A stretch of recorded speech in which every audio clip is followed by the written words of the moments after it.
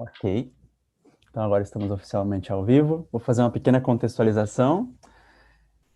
Então a gente está aí acho que é a quinta mesa de conversas virtuais das nossas lives de aceleração do cuidado mútuo. Nosso objetivo nessas lives é oferecer suporte às famílias que estão sofrendo algum impacto, né, pelo coronavírus, estão precisando de algum suporte também.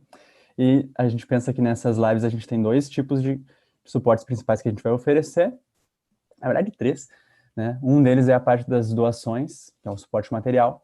Então a gente tem um link nas doações na descrição dos vídeos, e a pessoa pode entrar ali, pode participar de uma lista de doadores, e até o final do ano a gente vai estar observando essa lista e tentando descobrir formas, né, para a gente arrecadar dinheiro e repassar para essas famílias que estão sendo afetadas por meio de projetos intermediários, que daí vocês podem olhar no nosso site, lá tem mais informações sobre isso.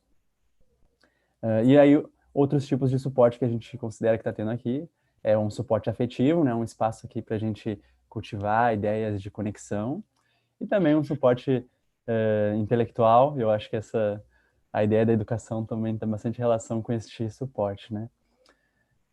E aí, eu criei um protocolo básico aqui de convidar as pessoas para falar, tá?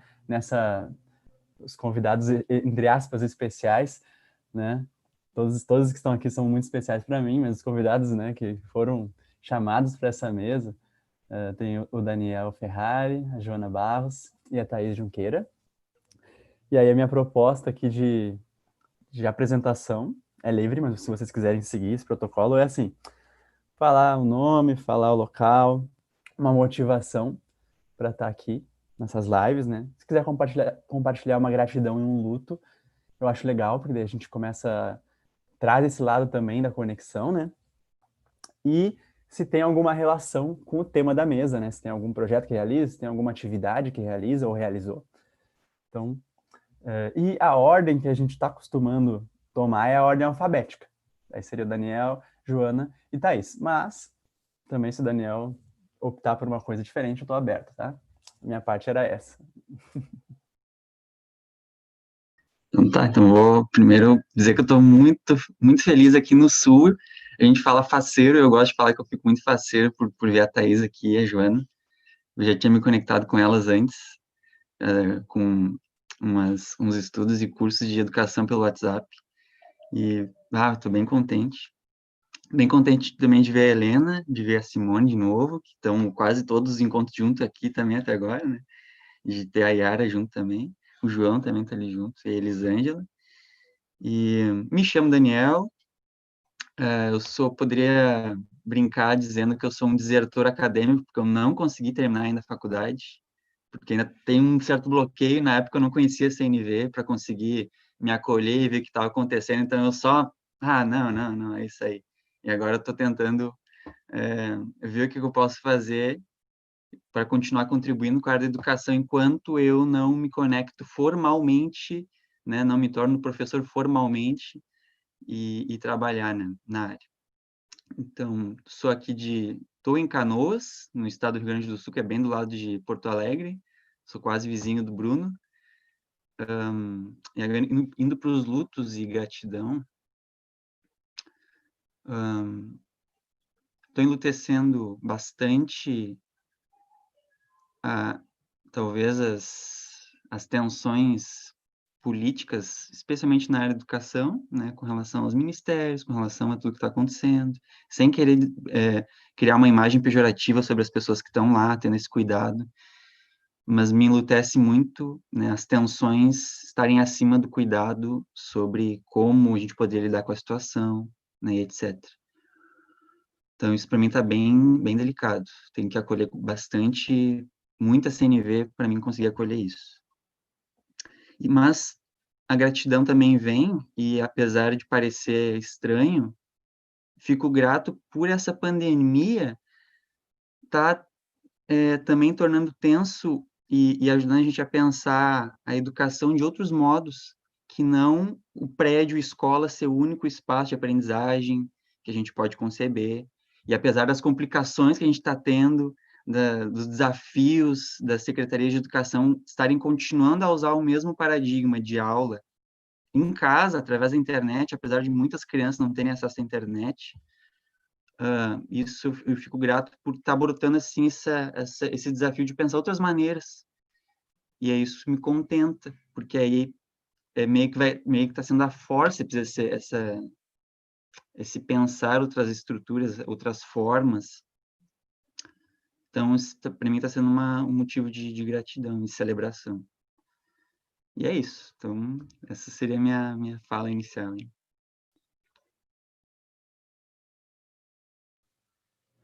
Oi. Boa tarde, né, agora a todos, oficialmente. Meu nome é Joana.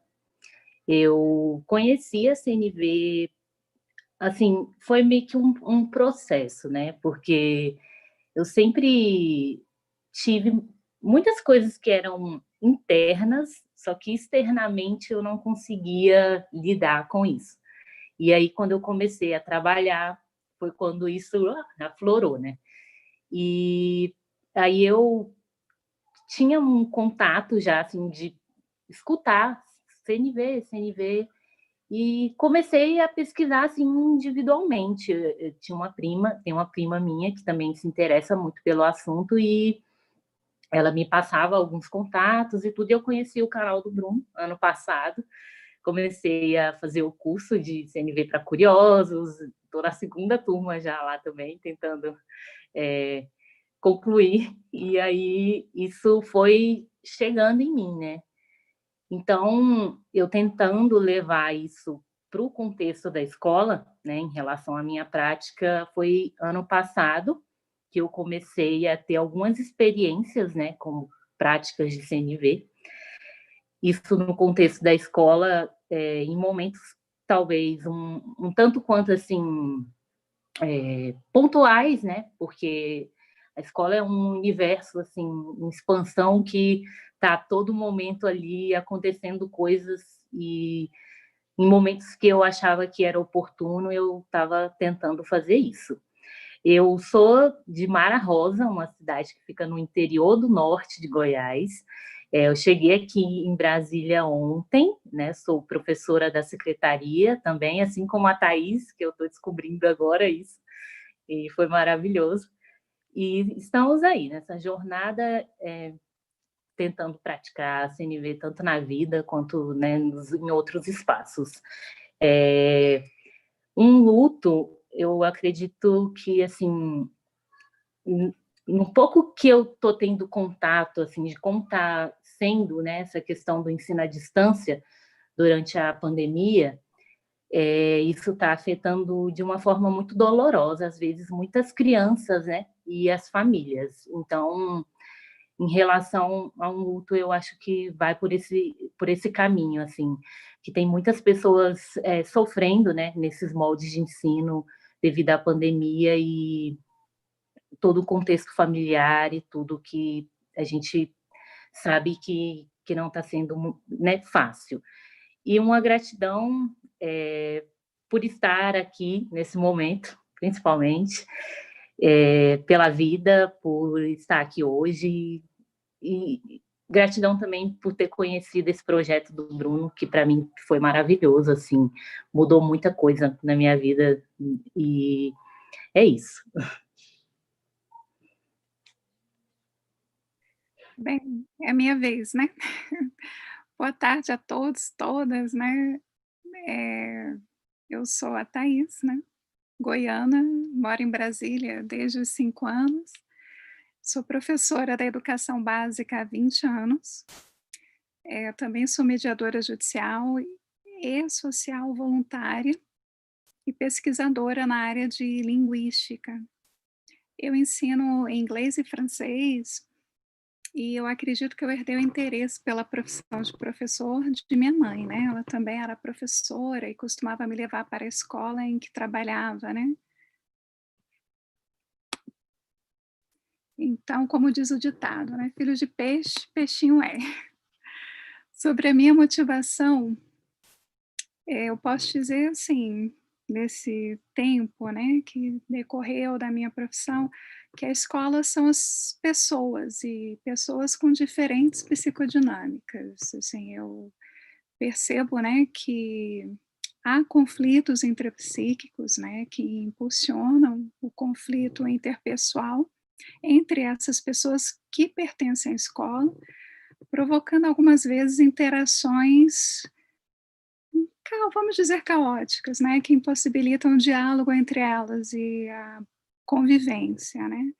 Eu posso falar isso porque nessa experiência de 20 anos, essa caminhada, né, de 20 anos, eu vou dizer assim, porque experiente a gente sempre está aprendendo.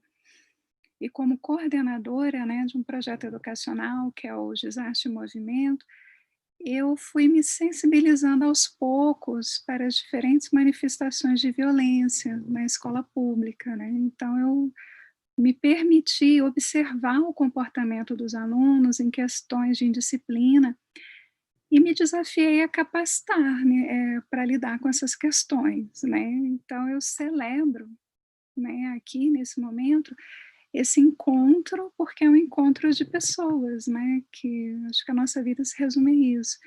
E nesse encontro eu posso estar com a equipe do CNV em Rede, para nos acolher, né, e nos anfitriar, e eu vou concordar com o Vinícius de Moraes, né, quando ele diz que a vida é a arte do encontro, né, apesar de haver tanto desencontro pela vida. Eu também celebro, na área de educação, os programas de pós-graduação e de mestrado da Universidade de Brasília, por terem me permitido pesquisar alguns dados das minhas observações em sala de aula durante a execução das ações do projeto Gisarte em Movimento nas escolas públicas aqui do DF. E eu celebro a minha profissão porque me permitiu encontrar, conviver e reconhecer as necessidades dos estudantes em situação de vulnerabilidade às desigualdades sociais, para poder dar-lhes voz, né, na sociedade. Um luto que eu tenho é no contexto da escola pública, que ela se tornou um espaço seguro de socialização e de alimentação das classes mais desfavorecidas, né, em vez de aprendizagem intelectual apenas, eu enluteço porque ainda é necessário oferecer um espaço seguro na escola para os alunos poderem exteriorizar questões internas mal elaboradas e manter um vínculo com o outro, né, a fim de obter seu consentimento e de pacificar as relações entre eles. Isso tem sido uma constante na minha caminhada. E a minha, assim, aspiração é que como há experiências, né, autocompositivas na rede pública de ensino local e no Tribunal de Justiça local, que se baseiam tanto na mediação de conflitos quanto na justiça restaurativa, o meu sonho, quando eu me tornei, né, mediadora social pela Secretaria de Educação aqui do Distrito Federal e mediadora judicial pelo Tribunal de Justiça do Distrito Federal e Territórios, o meu sonho é poder contribuir para que a cultura de paz e a educação para a paz se consolidem como práticas pedagógicas positivas, pois a linguagem e o pensamento, eu acredito que podem gerar opções de solução de conflitos e estabelecer uma convivência pacífica, sabe, entre as pessoas. E sobre o projeto, né, o Gisarte em Movimento, ele é um projeto educacional no qual o estudante utiliza tecnologias digitais de forma colaborativa e autônoma, propondo diálogo, a cidadania e a participação do público leitor nas ações que são descritas nesse projeto, né? E como professora da rede pública de ensino de jovens e de adultos e como coordenadora das ações desse projeto educacional, eu observo que a tendência antissocial e a delinquência são fatos da realidade social do público que eu atendo. São pessoas que a gente não pode perder isso de vista. E essas pessoas, elas moram dentro de uma sociedade e tentam sobreviver em meio a um caos, né? Então, as relações sociais, econômicas e políticas, por exemplo, não permite que essas pessoas valorizem a educação em casa, ou vejam na educação uma forma de ascensão social. O caos urbano não permite que essas pessoas estudem perto de casa, ou trabalhem perto de casa, ou estudem sem trabalhar, né? Tendo de se locomover em meio a um transporte público que não é de boa qualidade, e um trânsito caótico, né? Ou seja, a vida e a carteira deles estão em risco quando eles estão indo para a escola, né? E também quando o aluno ele entra na sala de aula, ele se refere a esse caos a todo instante, mas ele não sabe comunicar isso para nós, professores. E por isso essa postura antissocial que eu vejo.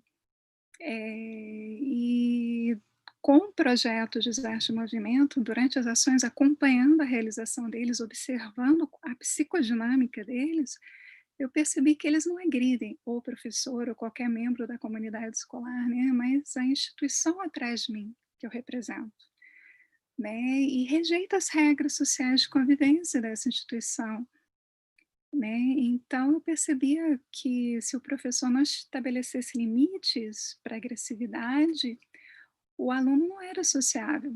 E se a professora não acolhesse efetivamente o aluno, ele também não era sociável em sala de aula, né. Então olha, são pessoas, né, necessitam de regras, limites, né, na verdade de limites e de acolhimento.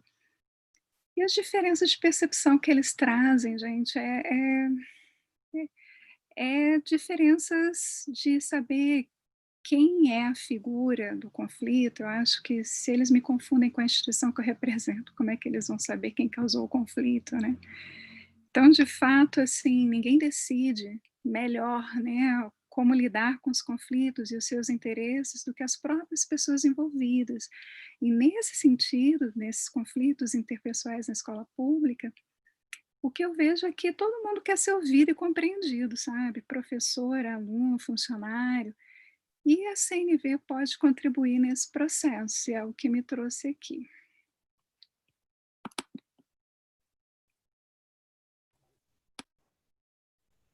Maravilha, adorei. A minha ideia seria a gente começar com um joguinho de perguntas geradoras, mas eu quero deixar um espaço para que, caso alguém queira reagir, né? Eu vou propor assim, qualquer momento que vocês quiserem me interromper, aí me interrompa, porque às vezes eu digo, vou deixar o espaço e aí ninguém usa o espaço e eu quero aproveitar o nosso tempo. Mas então, enquanto vocês avaliam se querem ou não me interromper, eu vou compartilhar aqui a tela e mostrar o nosso joguinho. Ô, mano, obrigado por cuidar do espaço. Então, antes de tu trazer a próxima pergunta, só vou reagir ao que a Thaís falou agora, né? Eu tenho um amigo que trabalha numa instituição da FASE, aqui perto de Canoas, onde tem meninos, né, que praticaram ali algum tipo de delito e foram encaminhados. E aí, todos estigmatizados como marginais, como, né, bandidos, etc. E eles já acreditaram naquilo, assumiram, e é aquilo que eles acreditam pro resto da vida deles, né? Então, isso, para mim, Opa.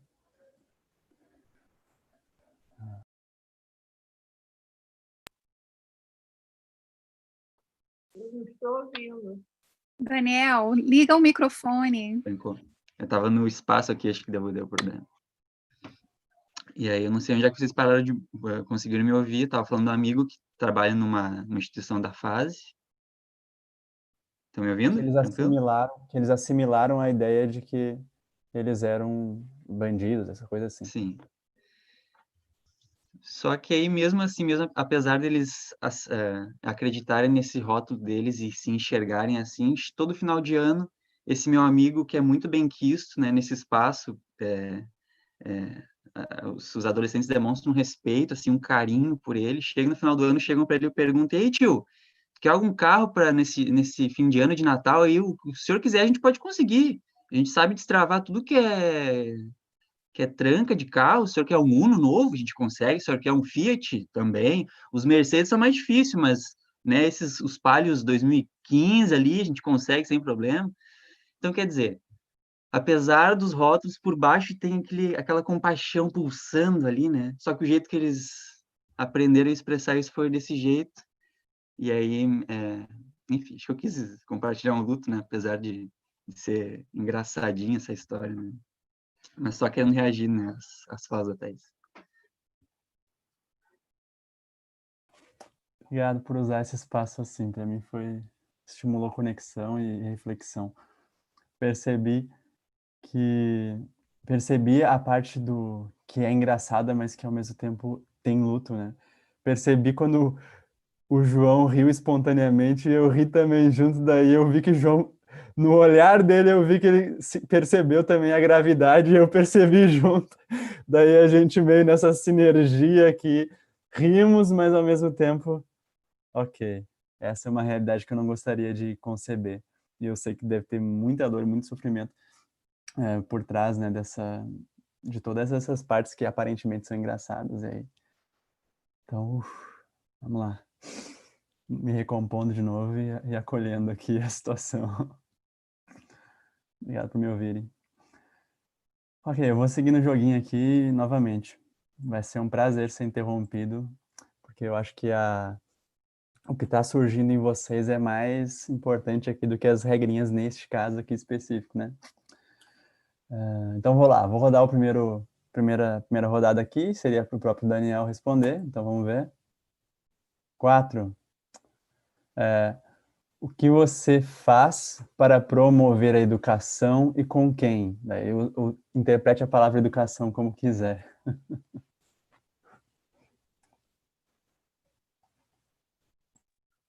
Oxe, o que eu faço para promover a educação? Acho que de início o primeiro movimento foi mais inconsciente e através de uma rebeldia de sair da faculdade, não aceitar como era, e aí cheguei até a fazer alguns estágios e entrei nas escolas e vi que era a mesma coisa que eu tinha passado e as tentativas de mudar eram sempre paliativos, né, ou coisas que não mexiam ali no nervo, porque é doído mexer no nervo de fato. E o que eu faço é promover a educação, pelo menos a nível individual, é ficar olhando e tentando reconhecer qual é o nervo e continuar num movimento de pesquisa e aos poucos, né, criar algum tipo de movimento que o primeiro deles foi um curso que eu fiz com o WhatsApp, até com uma experiência particular e na tentativa de partilhar algum anseio, aprender também, porque assim como tu tens para ti, eu também acho que compartilhando é o jeito que a gente mais tende a aprender também, porque envolve mais pessoas, envolve conversa, e isso cria sinapses. E agora, aos poucos também, começa a pensar em estratégias que mexem com esse nervo da educação, que é, por exemplo, criar algum tipo de plataforma que ajude escolas públicas e particulares a avaliar cada estudante a nível particular e integral, não só cognitivo, mas como é que ele está a nível emocional, como é que está a autonomia dele e como a escola está conseguindo oferecer esse desenvolvimento. Só que eu vi que o desafio é conseguir avaliar isso, porque a maioria dos professores que eu conheço tem um caderninho que escreve à mão ali o que o aluno conseguiu fazer. E às vezes falta tempo de conseguir registrar com qualidade tudo aquilo ali. Então, esse é um jeito que eu acho que seria bem interessante de promoção da educação e que já estou pensando em formas de conseguir botar isso na prática. E com quem? É com quem eu descobri que também quer, que, por exemplo, foi a Thaís que quer, que eu sei que a Joana quer, porque já se conectaram naquele primeiro movimento do curso de WhatsApp, né? Mas que também tem os seus movimentos próprios e que eu quero conhecer mais e também descobrir como a gente pode criar uma sinergia. Também estou pensando em bater aqui na escola que eu estudei desde pequeno e reencontrar os professores, que eu sei que é muito prazeroso para os professores ver o aluno retornando e querendo falar sobre assunto de educação. E perguntar para eles qual é o desafio maior da escola e aprender esse desafio, porque eu não sei, porque eu ainda não trabalhei, né, formalmente como professor, e descobrir com eles qual é o desafio e tentar ver como é que essa plataforma pode curar algumas dores ali desses professores que eu não sei ainda, mas que eu posso aprender com eles, né? Então, esse é o jeito que eu estou vendo de promover a educação, né? Eu posso Maravilha. falar ou tem uma ordem que eu não percebi? Tem uma sequência que eu não percebi? Eu posso Tem uma falar? ordem. Yaras, Ah, tem é especificamente sobre o que o Daniel falou? Tem algum... tem a ver, tem a ver. Não, então espera um pouquinho. Bom, desculpa. Tá. É que tem eu te peço, vamos fazer uma rodada, depois a gente abre. Para dar, digamos assim, tempo de o assunto maturar antes, eu acho. Tá? Dá um segundo. Vou passar ali para Joana. Vamos lá. Rodada. Ó, alguém que participou da sua educação e que importância isso teve para você? Bom, assim, acho que a primeira pessoa que vem, assim, para mim é a minha mãe. Porque a minha mãe, eu acho que é um dos maiores exemplos, assim, tanto ela quanto a minha avó materna, que já faleceu, de compaixão. E eu acho que, assim, quando a gente está lidando, né, principalmente com crianças, que é com quem eu mais tenho contato no trabalho, as outras professoras também, mas ali no dia a dia, no contexto da sala de aula, sempre com as crianças, eu me conecto muito assim com coisas que lá da infância minha mãe me falava e que tem total relação com aquilo que eu estou passando, que eu estou vivendo.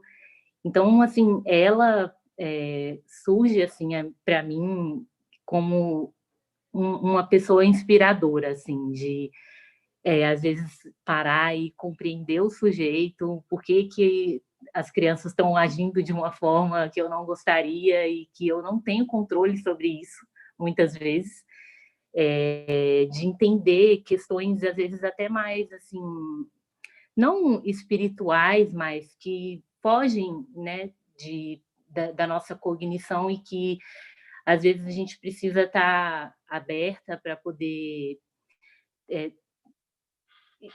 para que isso chegue, né, na gente. Então, eu acho que a minha mãe e a minha avó são exemplos assim de escuta, de acolhimento, de geração de valor que a gente, eu digo eu, né, só tenho a agradecer por esse tipo de educação que elas me deram, que eu vejo que isso transparece quando eu estou conversando com as outras pessoas, quando eu estou partilhando alguma coisa ou querendo contribuir de alguma forma. Acho que é isso.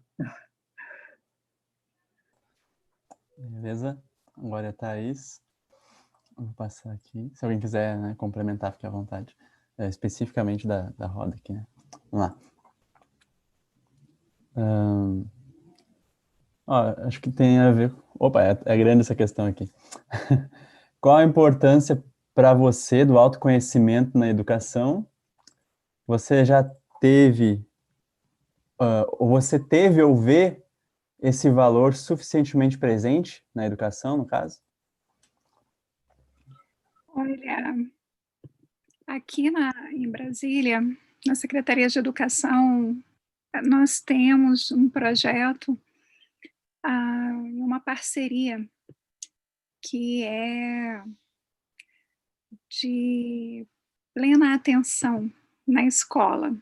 Né? Esse projeto é uma parceria com a Sociedade Vipassana de Meditação, em que as práticas de atenção plena são ministradas em sala de aula durante 5 minutos pelos professores. E os professores que querem participar do projeto, eles fazem uma formação e aplicam. E os relatos têm sido muito interessantes. Quer dizer, a diferença é que 5 minutos de uma prática de plena atenção, no caso, né, você conhecer o seu corpo, né, quando que você fica mais reativo, menos reativo, né, você observar mais essa prática da observação, a respiração, né, o quanto que isso pode mudar o relacionamento entre as pessoas no ambiente escolar, né? Tanto do professor que aplica a prática, quanto do aluno que recebe. E o aluno, ele se torna professor em casa, porque há relatos de alunos ensinando os pais a fazer o mesmo. Nesse tipo de autoconhecimento, plena atenção. Agora, há um outro tipo de autoconhecimento, que é o emocional, né? A inteligência emocional e social, né? Que tem a ver com os relacionamentos. Que mexe um pouquinho mais fundo na psicodinâmica de cada um e como que cada um vai comunicar suas necessidades para o outro. Nós temos aqui também um percurso formativo que a base curricular, né, ela trouxe para o ensino médio, mas a educação básica está adotando como um todo, né, que é as competências socioemocionais, né, que é você se conhecer em grupo e você se conhecer sozinho, porque é diferente como você reage em grupo, coletivamente, e como você reage sozinho. E às vezes nós não nos damos conta disso. Então, na educação, está havendo esforços no sentido de trazer consciência desse balanceamento, né? A questão da plena atenção, a questão socioemocional, né? E de maneira que os estudantes possam se comunicar melhor, se expressar de forma mais autêntica. No ano passado, eu tive uma experiência em sala de aula de trabalhar essas questões com os alunos brevemente, porque eu não sou professora alfabetizadora, né? Eu não estou com a turma todos os dias, todos os horários.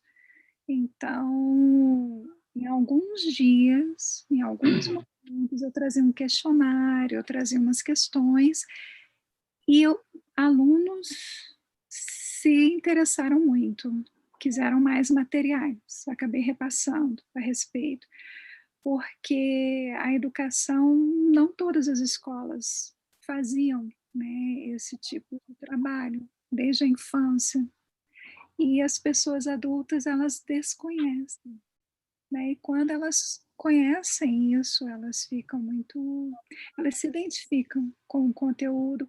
É necessário, eu tenho uma colega professora que ela lia meus materiais, porque a gente usava o mesmo computador na escola, e ela aplicava nela os meus materiais. E hoje ela está fazendo cursos de inteligência socioemocional e estava procurando um círculo virtual de construção de paz, um grupo de prática virtual de comunicação não violenta para praticar o que ela estava aprendendo no curso.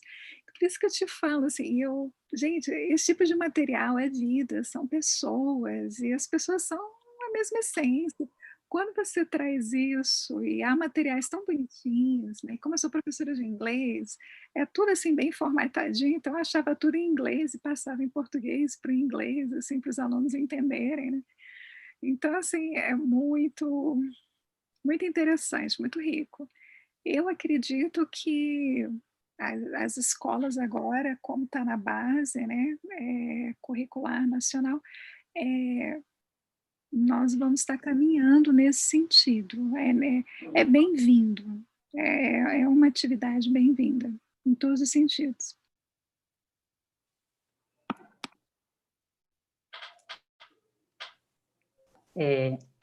Estão me ouvindo? Thaís? Tá, eu quero pegar um gancho aqui com a Thaís, porque ela falando sobre plena atenção, né? E eu tive a oportunidade de participar lá na EAP, Thaís, que é a Escola de Formação de Professores, né? De um dos cursos que eles passaram durante a CONANE, não sei se você já ouviu falar, que é a Conferência Nacional de Novas Alternativas para a Educação. E aí, uma das salas de oficinas era sobre a plena atenção da Vipassana, né? E aí eu fui participar e foi assim muito gratificante, porque daí eu pude levar para o contexto da sala de aula, e hoje em dia eu faço isso de uma forma que assim não está ligada à meditação, porque com as crianças, às vezes dependendo da escola que você está, a sala de aula é menor, o espaço não é propício ali, mas eu sempre tento fazer rodinhas, né? Então, as rodinhas no início da sala, no início da aula, eu tento estar trazendo um pouco daquilo que eu vivenciei e de outros estudos relacionados à plena atenção para as crianças. E uma dessas coisas que eu vejo que é muito maravilhoso para elas é poder compartilhar seus sentimentos, sabe? Suas emoções e falar sobre como é que foi seu final de semana ou sobre como foi o seu dia anterior e trazer para eles essa questão do senso de comunidade, sabe? De pertencimento ali à turma. Então, assim, nisso que a gente começava a conversar, surgiam, às vezes, questões delicadas, né? Sobre a família, coisas que eles estavam passando, e que muitas vezes a gente percebe o quanto que isso está diretamente ligado ao aprendizado, né? Porque eu penso assim que a subjetividade de cada criança ela é muito vasta, e a gente estar em contato com isso é muito valioso, porque daí você começa a entender coisas que até então você não compreendia e que tem total relação com a aprendizagem, né, com o ensino. Então, só queria estar compartilhando isso, que eu acho que tem muita relação.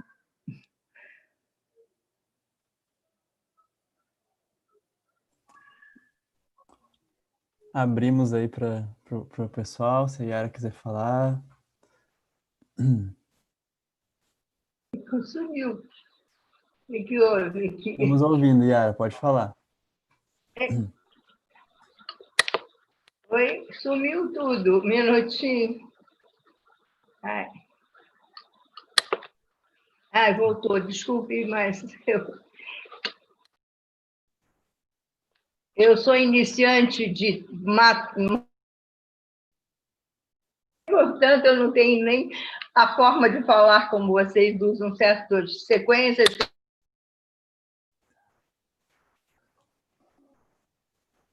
Ok. Tá sem áudio. Então,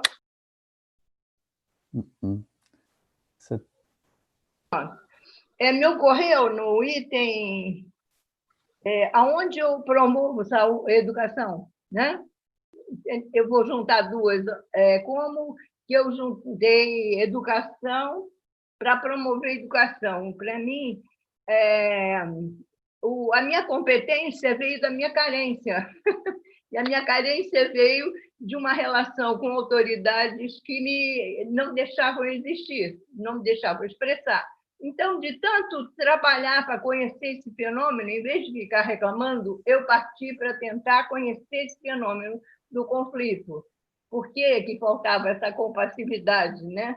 E acabei eu indo aprendendo ferramentas e aprendendo o porquê que dava conflito entre as pessoas e por que não dá, às vezes, né? Tem momentos que você ignora e trata muito mal, né? Não é questão de discordar ou concordar, é questão de não desconectar da pessoa, mesmo de qualquer forma que ela pense, né? O problema é quando chega a matar a pessoa porque você não concorda, né? Chega a esse ponto, é muito louco, né?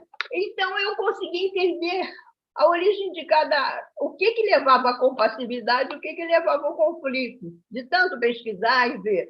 E até no início, como entendia, começaram a vir expressões artísticas, eu entendendo. Bom, eu fui para a medicina, achava que a questão estava lá, que ia me responder, mas a minha medicina não tinha nem a questão, só fala em doença, não fala em saúde. Então, mas eu aproveitei muito a medicina.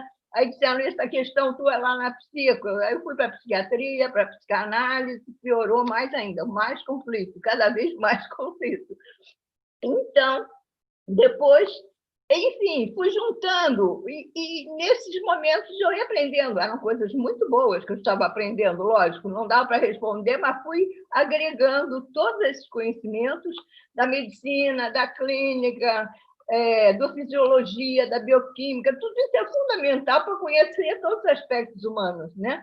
Depois na psiquiatria, mas aí, para mim, não era o psiquiatra, não era o doente da psiquiatria que me interessava, era que nem nós aqui, doentes da civilização, que me interessava. E então,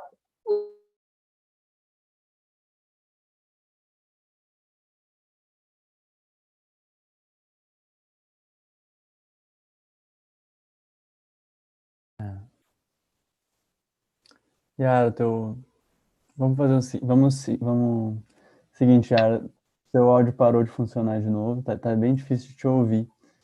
ouviu? Sim, Não então ouvimos. eu fui. Vou fazer o seguinte, Ele está desligando só. Pronto. Então, fui juntando as ferramentas todas.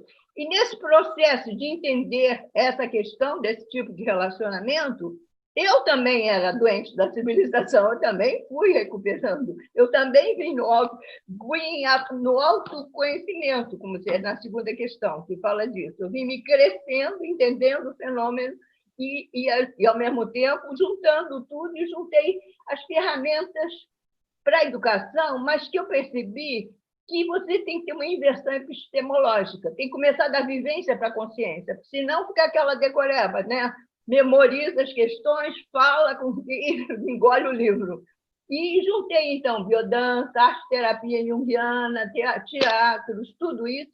E, como eu estava na medicina, dentro da Secretaria de Saúde, um secretário de saúde me chamou e disse assim, recicla todas as chefias, diretor de hospital, todas as chefias. Por quê? O que é a chefia? A chefia é boa, tem que ter autoridade, mas não pode ter autoritarismo. Aí que está a diferença. E essas ferramentas levavam progressivamente a pessoa se tornar humana. Não é que o conflito não seja humano, é humano, mas é morto-vivo.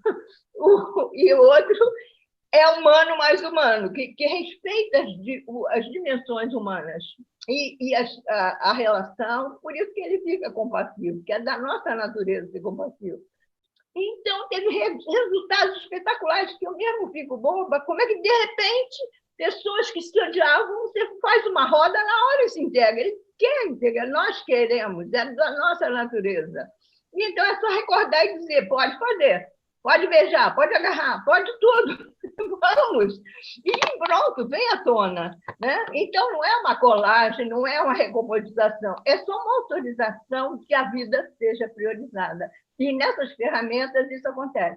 Então, o depoimento deles é como você tem um elemento aí no seu trabalho que transformou, nós éramos robôs, percebemos que estávamos robôs totalmente, de repente nós viramos humanos. Hoje eu já enxergo, eu era cego, surdo e mudo. Eu disse, é isso mesmo, que bom. Mas, então, naturalmente, como eu também aproveitei dessas ferramentas, então, aí que está junto, né? Promover a educação em que sentido, né? Da pessoa se tornar mais humana, e com isso vem tudo à tona. Vem um Bruno, isso é da nossa natureza. É porque vocês já descascaram tudo que tinha que descascar.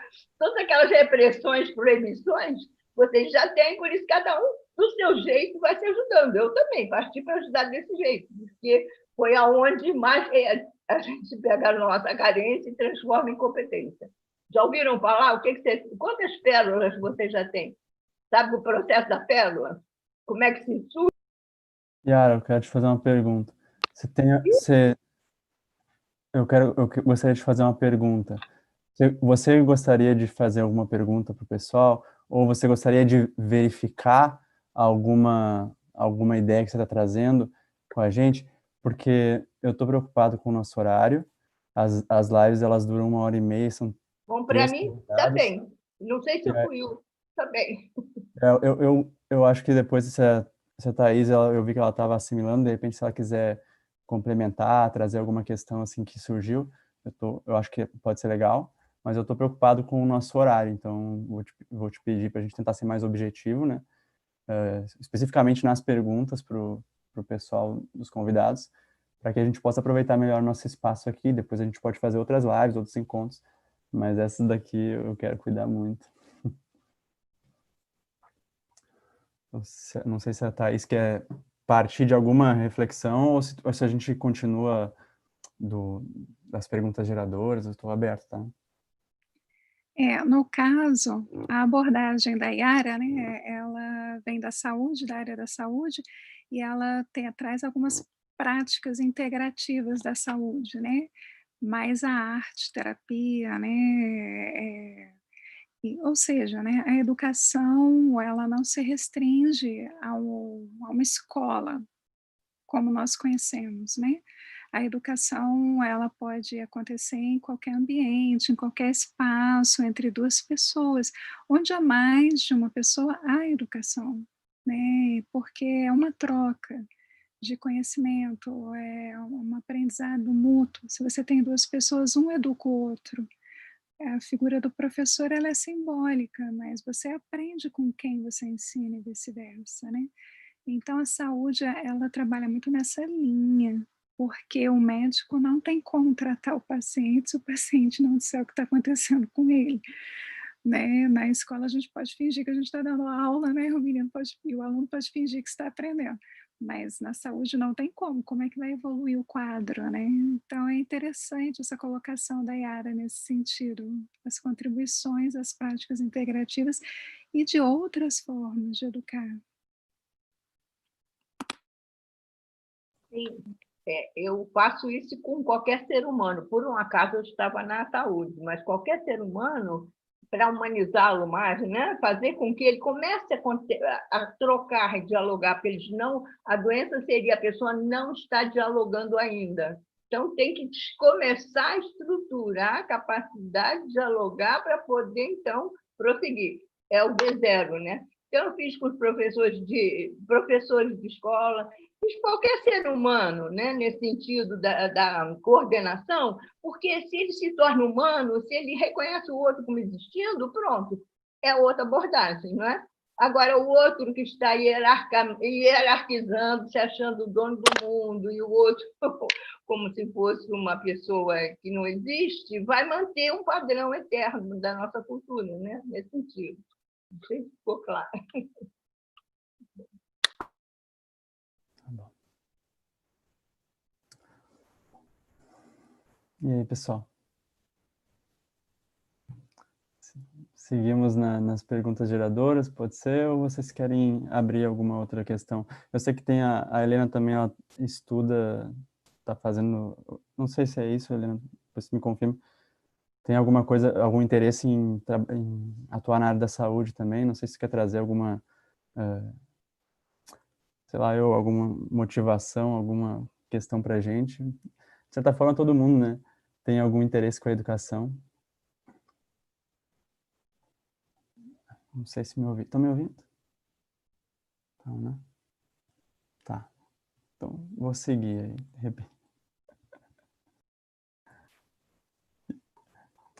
E aí, pessoal, vamos pro jogo, então? Vamos. Vamos pro jogo. Vamos lá, jogo. Ei. Rola o dado pro Daniel.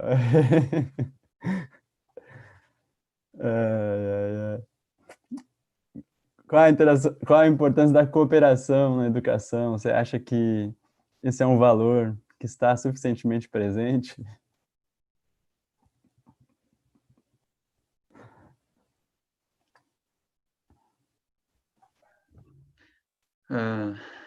Ainda não está presente tanto quanto eu gostaria, né? E eu, pelo menos, facilita muito pensar em paradigmas de educação, porque a educação é uma coisa muito ampla. Se a gente for falar de educação, a gente pode falar, que nem na live anterior a gente estava falando, principalmente da relação entre pais e filhos, né? E tem um livro chamado Educação Não Violenta, eu não conhecia esse livro. Mas até onde eu fiquei sabendo, o teor desse livro, ele é mais voltado para uma educação pais, filhos, e como a CNV pode contribuir nessa parte. Mas quando a gente fala de escola e de uma educação mais sistêmica, que envolve outras pessoas,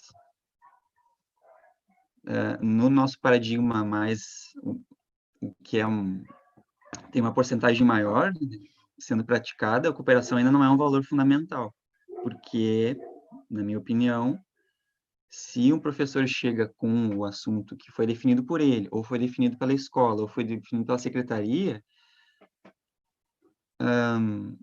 mesmo que ele estimule a cooperação entre os alunos para que aquele assunto seja desenvolvido, a cooperação mais elementar, que é a decisão em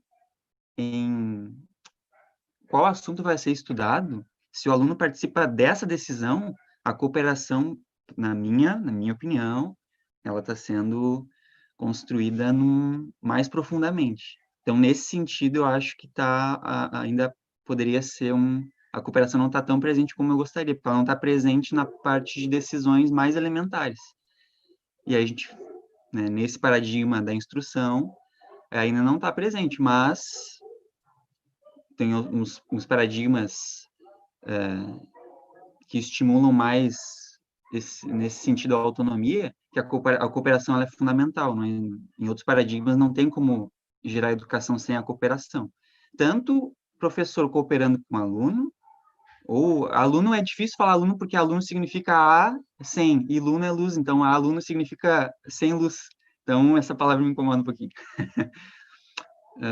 Mas tanto professor cooperando com o aluno, com o estudante, ou como a gente queira chamar, mas principalmente quando o estudante percebe que pode cooperar com outro estudante que possa estar tendo uma dificuldade com o assunto que ele já compreendeu, e assim por diante.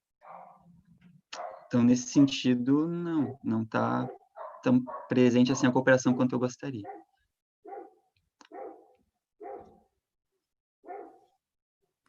Valeu. Alguém quer contar? A Simone quer falar? Eu não sei se cabe aqui questionar um pouco da cooperação entre família, escola, professor. Meu filho está na escola e agora nós estamos nessas aulas online, né? Até antes escrevi no chat que eu enlutava isso junto com a Joana, né? A minha maior preocupação que tem agora, porque o Henrique tem 9 anos de idade, está na 4ª série. Para mim não faz diferença nenhuma se ele vai conseguir concluir o 4º ano ou não, porque ele está numa idade agora que tanto faz se o ano letivo for cancelado agora ou não. Né? Eu sei que essa não é a realidade de quem está no ensino médio.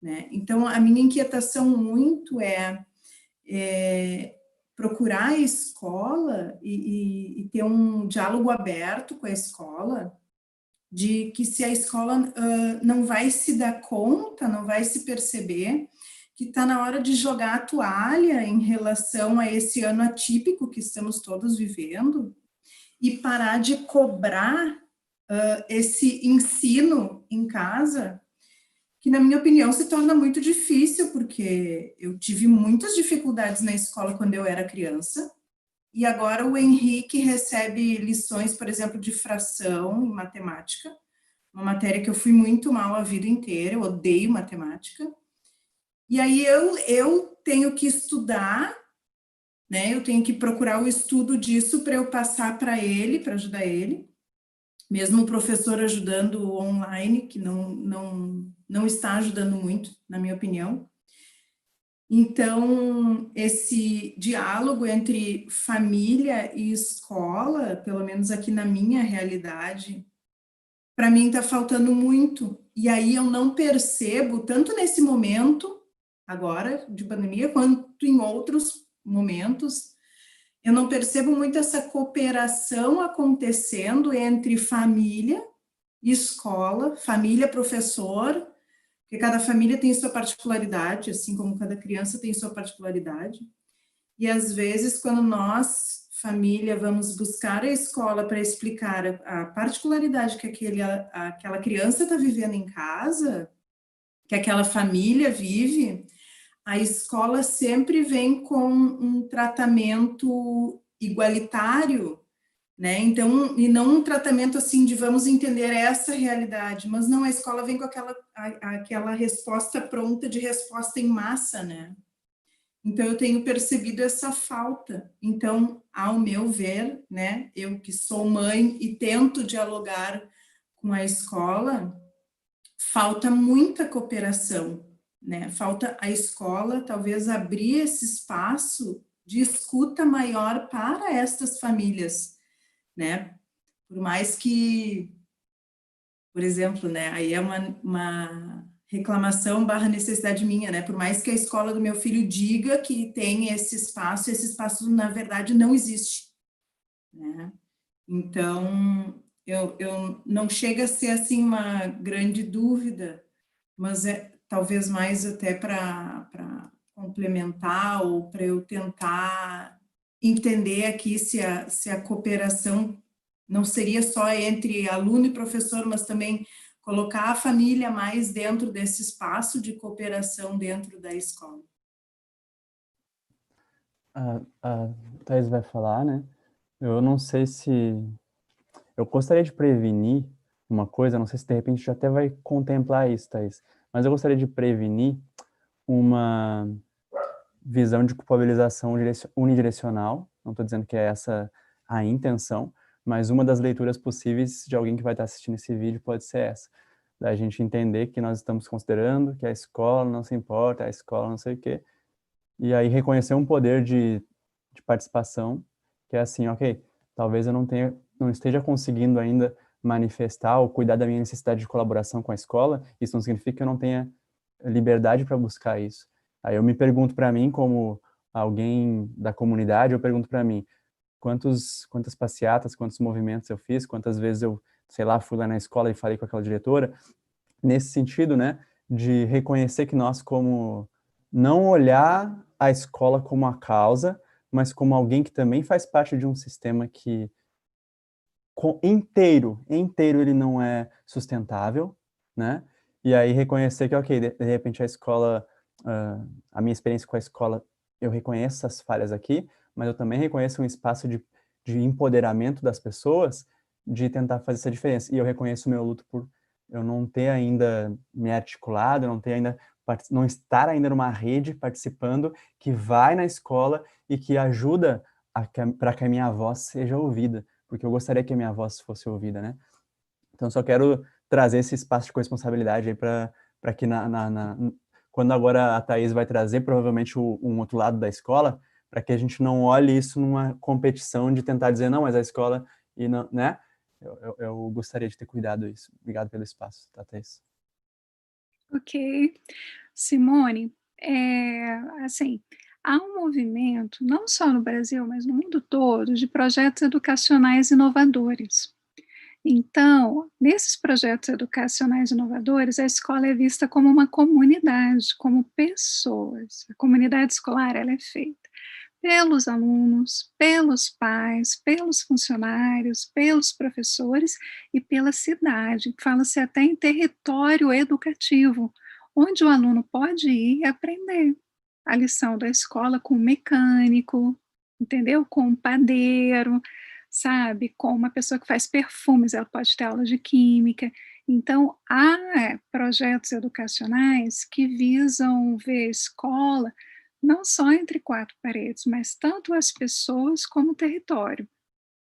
O que acontece é que, enquanto esses projetos educacionais inovadores não ganham corpo e não ficam normalizados, né, todo mundo tem acesso a eles, nós vamos convivendo com uma educação que vem sendo feita há 200 anos. A nossa escola, ela é uma escola da Revolução Francesa. Ela tem um mérito, né? Qual foi o mérito dessa escola?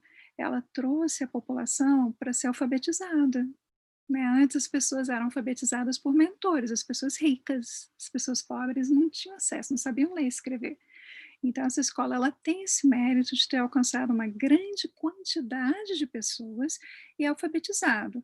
E agora, essas pessoas que tiveram acesso à alfabetização mínima, não estou dizendo se é funcional, se é perfeita, porque há críticas, né, a essa alfabetização, Mas essas pessoas, elas estão querendo algo mais. E esse algo mais é o que você está colocando, né? É um cuidado, uma individualização, não essa massificação, né? Fazer uma coisa padronizada, né? Sem ver caso a caso. Então, esse é um novo momento que a gente está vivendo. Nós temos até propostas de homeschooling, em que os pais educam os filhos, estão reivindicando, inclusive no Brasil, o homeschooling, nessa visão de escola. Eu vou levar meu filho para o museu e lá ele vai ter aula comigo de história, de arte, entendeu? Eu vou levar para o cinema. Se ele estiver na escola, ele não vai ter acesso a isso. Eu mesma tive um professor na universidade que ele falou que ele pagou a escola particular para a filha, mas no ensino médio foi pública, para ela poder ter aula de música, canto, outras coisas que ele ofereceu para ela. Entende? Então, assim, ele pôde fazer esse investimento. Então, assim, é aquilo que a gente vem falando, educar são várias formas diferentes, são pessoas, são momentos, são cuidados. A gente está num momento que a gente está se abrindo. E estamos em tempos de Covid, em tempos de excepcionalidade. E nós que trabalhamos para a instituição Quatro Paredes Escola, que vem da Revolução Francesa ou não, nós não fomos preparados para o que está acontecendo agora no Covid. Tá? Nós fomos pegos de surpresa. Nós fizemos um planejamento para o ano, aí não passou nem um mês, não sabemos o que vai acontecer. Não sabemos, como você citou, né? Nem se o ano vai ser cancelado. Há especulação. Mas como nós temos que trabalhar, nós estamos trabalhando à distância. Porque se você é da escola privada, você está pagando a escola, né? Temos que dar uma prestação. E na escola pública também. Temos que dar uma prestação de contas. E principalmente fazer o contato com o aluno e com as famílias, porque é um momento de vulnerabilidade, as pessoas estão sem trabalhar. As pessoas estão adoecendo, pessoas estão morrendo. Então, são questões sociais, né? Para você ver que o território, né, que a gente vive, ele traz para a gente essas questões. A gente está tendo que trabalhar tudo isso. Nós não sabemos o que vai acontecer. Nós não temos controle, né? Até ter a vacina definitiva, mas amanhã a doença pode se desenvolver de outra forma, né? Então, assim, a gente está vivendo uma era de incertezas, né? Agora, nesses projetos educacionais inovadores, é uma construção coletiva, de colaboração, é pai, é aluno, mas que estão interessados. A gente não pode forçar também as pessoas a aderirem. É quem pode participar, porque nem todo mundo que quer tem tempo, tem disponibilidade, e as pessoas têm que querer, porque mexe com tudo isso que você está falando. É denso, mas você não está sozinha, sabe? Assim, isso que você tem que, com certeza, você não está sozinha. Tanto os governos, né, têm se preocupado com as questões e procurado atender da maneira, né, que o sistema dá condições de atender. Isso tem sido discutido nos conselhos nacionais e locais de educação. Então, as universidades têm discutido, né? Há consultores. Então, assim, toda a comunidade educacional, ela vem trabalhando e fazendo propostas, né? Os próprios sindicatos, os professores, né? As associações de pais. Então, assim, a sociedade, ela vem se organizando para buscar respostas, né? Para algo que ninguém tem controle, sabe?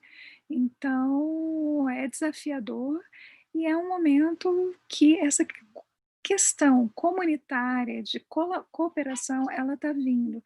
E no caso da corresponsabilidade que o Bruno falou, né, da autorresponsabilidade, né, que a gente precisa ter em todos os momentos, assim, do diálogo,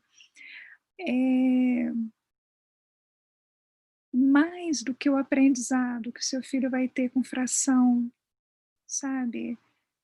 É ele saber que você está ali do lado dele, que ele pode contar com você, que você é a mãe dele.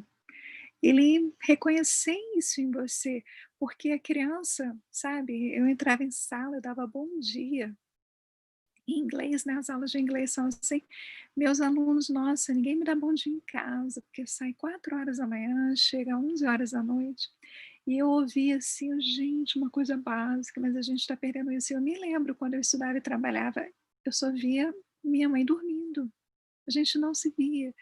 Então, esse momento de Covid, a vida em comunidade, qualquer que seja a comunidade que você ofereça para as pessoas, é muito forte. E é muito importante.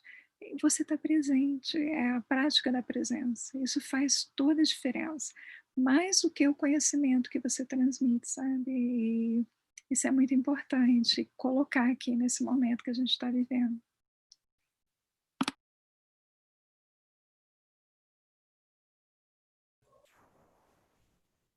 Vejo olhinhos brilhando.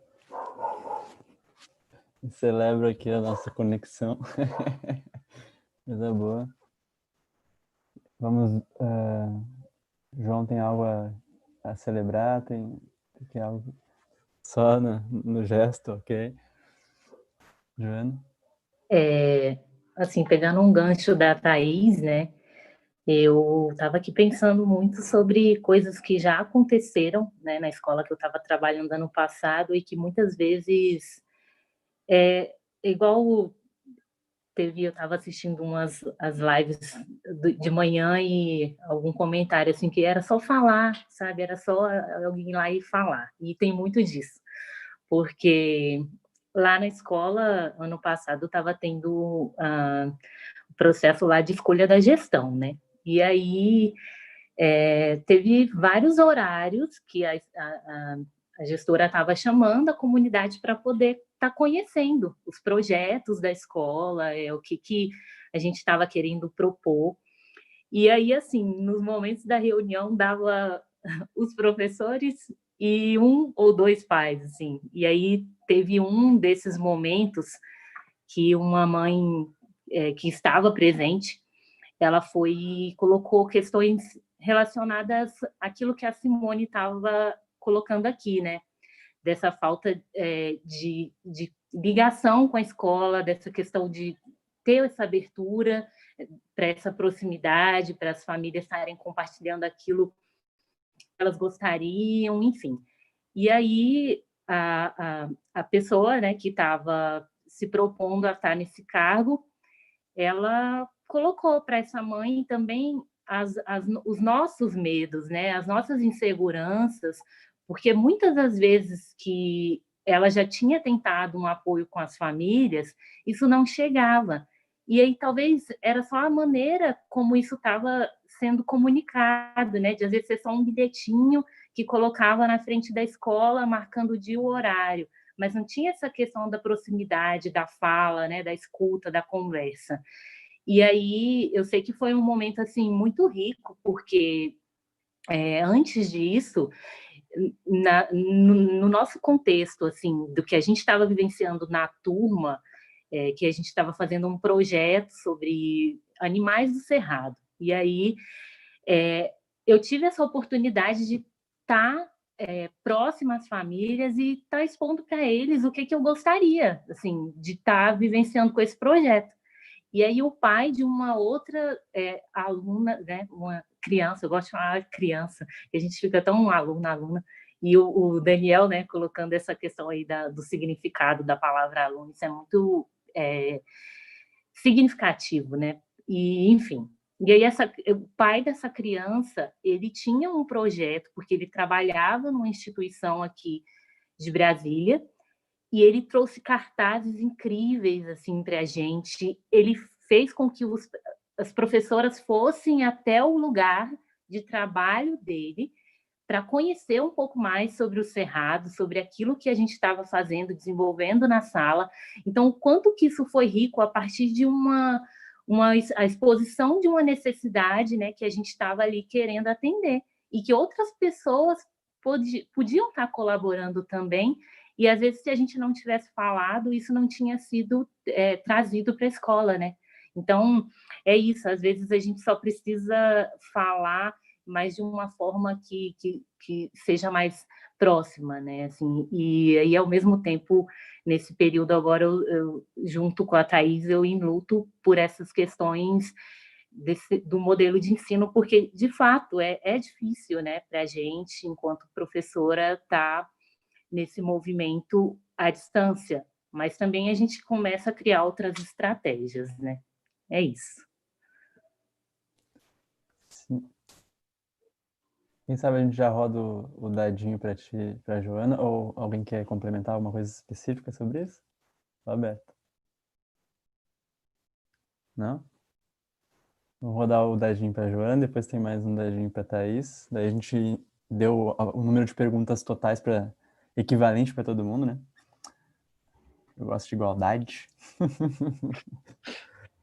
Então vou rolar o dadinho aqui para ver. De repente tu até respondeu, às vezes dá nisso. Vamos ver, ó. Para você, qual a diferença entre regras e imposições? Você já teve alguma experiência relacionada a isso? Tá, vamos lá. Então, várias experiências, inclusive, assim, muitas experiências que às vezes a gente acaba ficando até um pouco apreensiva, assim, porque o contexto da escola ele é muito multi tudo, né? Assim, tudo acontece ali. Mas, assim, vamos lá. Entre regras e imposições, né? Uma das coisas, assim, que às vezes eu fico muito apreensiva em fazer, nos momentos que eu estou, né, tentando praticar a CNV na escola, vai por essa questão de, às vezes, você ter que bancar, né? Você bancar com aquilo que você está fazendo em determinado momento que talvez vai estar afetando as outras pessoas e porque elas interpretam, né, as situações de maneiras diferentes. Então, assim, ano passado eu tinha 2 crianças autistas, né, na minha sala, e era um contexto que às vezes eu recebia, né, muito apoio, mas que às vezes eu tinha que tomar certas atitudes, ações que as pessoas poderiam ver como ali no contexto da escola não sendo mais agradável, né?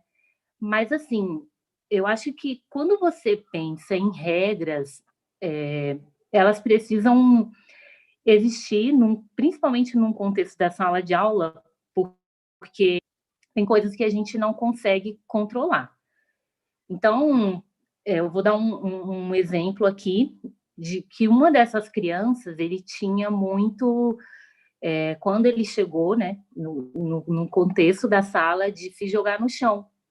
E se jogar e se debater, de ficar gritando às vezes, empurrar a cadeira, as mesas. E aí chegou um momento que isso estava acontecendo com a frequência assim durante a semana que estava me desgastando. E aí eu fui e teve um dia que eu falei assim, olha, hoje eu preciso tentar resolver isso.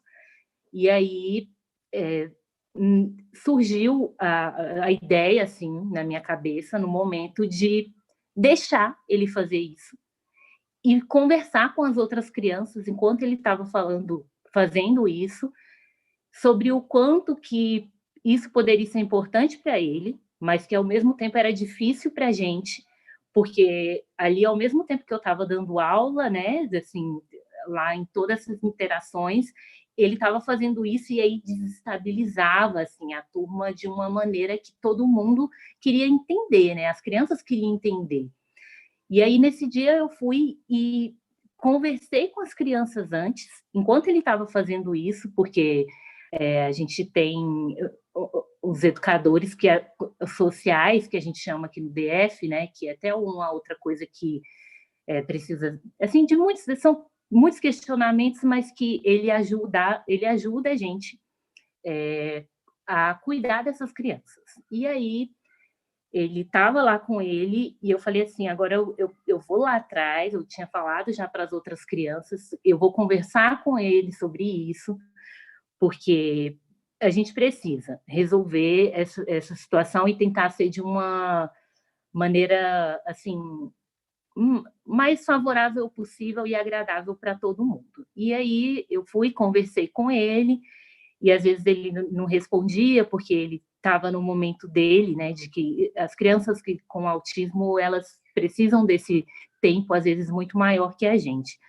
Mas, assim, eu sei que a partir desse dia, né, de ver para ele que ele precisava parar, que não estava dando mais, que estava difícil, que a gente não tinha como, assim, não que isso fosse uma imposição, mas que essa regra, né, entre aspas, entre ele e entre eu e as crianças, e ele enquanto um sujeito que participava ali ativamente, porque eu gostava muito de trazer essa criança como uma criança que participava de tudo, assim, e às vezes o que eu era pesado para ele, a gente respeita, né, e tenta entender e abraçar e segurar na mão, mas aí eu fui e tive essa conversa com ele, né, especificamente, e a partir desse dia, assim, sempre quando ele ia fazer isso, mesmo que ele estivesse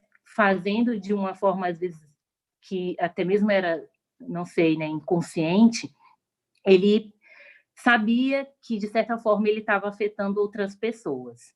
Isso foi, né, amenizando, foi cada vez mais, né, ficando mais ameno. Então, assim, é uma coisa que dá trabalho, dá muito trabalho, assim, a gente às vezes cansa, mas é muito mais efetivo, assim, para mim, é muito mais significativo. Então, um outro exemplo também, talvez, eu posso estar estendendo um pouquinho, mas para fechar, essa questão de estabelecer o que pode ser melhor em cada momento com todos, né? A gente fazia combinados na sala e esses combinados partiam deles. Eram coisas que esse ano eu já tinha feito também com a turma, que deu tempo antes da pandemia, mas são coisas que vêm deles, e aí eles fazem o desenho de por que eles gostariam que no momento ali da turma, que a gente está tendo a aula, que a gente está fazendo alguma atividade fora, né, da sala de aula, o que eles gostariam. E aí eles fazem o desenho, eu ajudo eles a escrever, e isso vai fazendo com que o estabelecimento de regras, né, nesse contexto, não fique algo, não surja como algo que... Só o meu travou. Oi? Oi, Bruno. Vocês estão conseguindo ouvir ainda a Joana? Então, ok, então segue aí, Joana, eu que estou sem áudio. Eu estou te ouvindo. Enfim, para que isso não surja como imposições, né? E sim como regras que foram ali estabelecidas para que isso seja mais maravilhoso para todo mundo. É isso.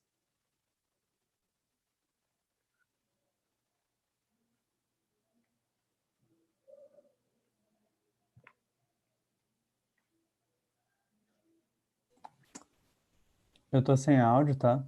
Eu não sei, eu vi que tu interrompeu a tua fala e parou, eu tô assumindo que tu terminou, mas eu não tenho certeza. Ok. Eu tô sem áudio, na verdade, de vocês, pelo jeito vocês me ouvem, né? Sim. A minha É proposta... só a Joana, gente, mano, tu também não me escuta, se ou a Thaís. Tá falando, Daniel? Eu só vejo as bocas mexendo e eu não ouço nada. A minha proposta, a gente já tá chegando no nosso tempo proposto, né? Eu ia propor da Thaís, de repente, fazer um fechamento, trazer alguma reflexão, alguma questão que ela...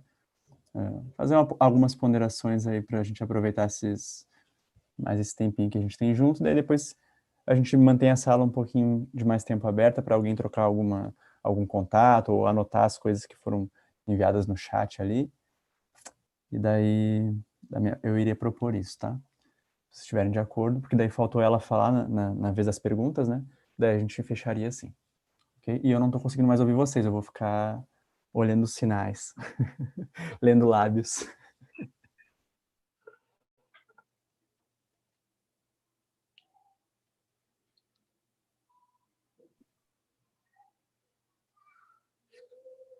Tá ok? Ok, gente, então, agora que eu descobri que o Bruno conhece a linguagem de sinais, né, de Libras, né, e consegue fazer leitura labial, né, como os meus alunos surdos, né, assim, momento de descoberta, né, encontrar vocês aqui, encontrar pessoas, né, ainda descobrir os talentos escondidos de cada um, né. Então tá bom, deixar ele praticando. A minha reflexão para o momento que nós estamos vivendo de Covid, é um momento que nós também na Secretaria de Educação aqui do Distrito Federal estamos sendo desafiados. A mudança da educação agora é uma mudança de paradigma, porque nós estamos entrando com tudo no mundo virtual, né, até a força. Né, enquanto que no presencial poderíamos estar nos abraçando, nos beijando, né, tendo contato, tendo convívio com os colegas, eu vejo os alunos, né, poderiam ter contato com os colegas, nós professores ter contato com os colegas, né, brigar, discutir, né, até isso está dando saudade. A gente está realmente tendo que viver de uma forma que a gente tem que reduzir o contato social. Então, nesse momento de Covid, eu acho que nós recebemos o convite a pensar no quanto que é importante as pessoas, no quanto que sem as pessoas a educação não existe, né? Eu sozinho de que adianta eu me educar se eu não tenho com quem compartilhar, né? E as minhas dúvidas, quem vai responder, né? Então, esse tipo de relação e de questionamento, ele vem à tona nesse momento. Então, é uma mudança de paradigma. Primeiro, a resistência à tecnologia, né, que nós sempre tivemos, pelo menos aqui no centro-oeste do Brasil, a educação não era totalmente virtual como está sendo agora. E a gente sempre teve uma resistência em adotar esse modelo, e agora nós estamos adotando. Né, tanto que na formação de professores estamos oferecendo lives, podcasts, né, então assim, nós não fazíamos isso, gente, e os nossos alunos fazem isso, né, usam Instagram, live, story, podcast, né, tanta coisa, então assim, essa mudança do paradigma, né, presencial para o virtual, está sendo muito agressiva, porque tem professores que não sabem usar o Instagram, não sabem usar ainda o computador direito, né, os mais de mais idade, né. Então, assim, nós estamos sendo desafiados a mudar. E a questão da comunidade, porque de repente você pode adoecer sozinho em casa e seu filho não vai poder estar com você, porque você é do grupo de risco, tem que ficar isolado da própria família.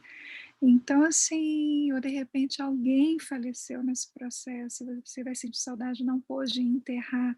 Olha só o quanto que é bonito, né, naquele enterro, as pessoas chorarem com você. Então, essa questão da comunidade, ela está muito forte, sabe? E da solidariedade, um ajudar o outro, porque acaba que a sua comunidade é o seu vizinho que está do seu lado, né, não é a família, não é aquele grupo a que você pertence, e você não falava com o vizinho, você nem olhava para a cara dele.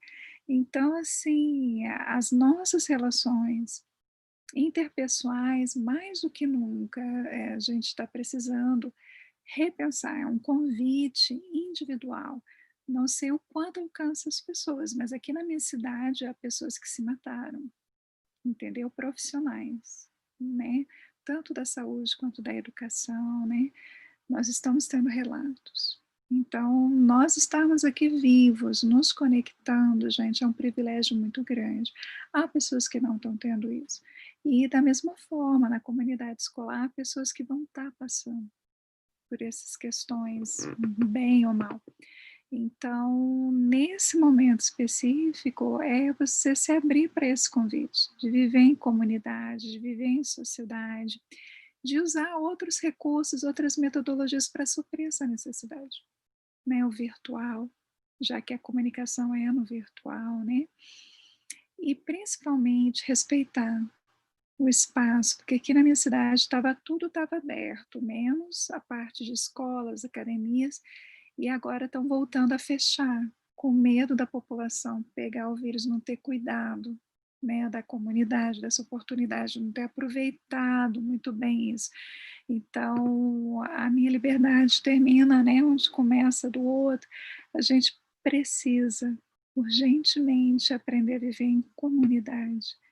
E a escola vai ser desafiada a pensar isso, mais ainda. Enquanto se estender essa questão, porque pode se estender mais de ano, pode não ser só esse ano, não. Então, assim, e depois podem vir outras doenças, né, outras pandemias. Então, a gente tem que estar atento a isso. Né? Ninguém vive sozinho, ninguém é uma ilha, nós precisamos uns dos outros. E o que nos comunica pela CNV é mostrar a nossa vulnerabilidade para as pessoas, sabe? Mostrar aquilo que nós estamos precisando no momento e pedir. Isso é muito importante. Então, queria deixar essa reflexão.